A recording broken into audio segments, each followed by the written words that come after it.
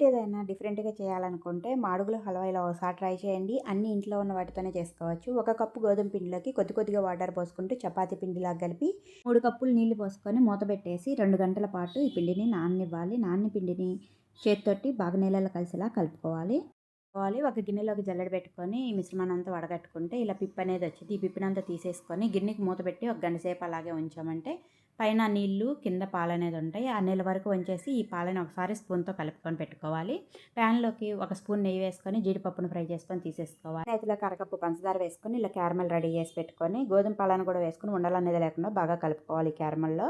ఇప్పుడు ఒక కప్పున్నర పంచదార వేసుకొని పంచదార అంతా కరిగేంత వరకు ఉంచేసి ఇప్పుడు కొద్ది కొద్దిగా నెయ్యిని వేసుకుంటూ దగ్గర పడేంత వరకు ఉడికించుకోవాలి. వీటిలోకి అరకప్పు నెయ్యి దాకా అయితే పట్టిద్ది. కొద్దిగా యాలకుల పొడి కూడా వేసుకొని దగ్గర పడేంత వరకు ఉడికించుకొని ఫ్రై చేసి పెట్టుకున్న జీడిపప్పును వేసి స్టవ్ ఆఫ్ చేసుకోవాలి. ఇలాగే తినేయొచ్చు లేదా నెయ్యి రాసిన బౌల్లోకి తీసుకొని చల్లారిన తర్వాత పీసెస్‌లా కట్ చేసుకోవచ్చు.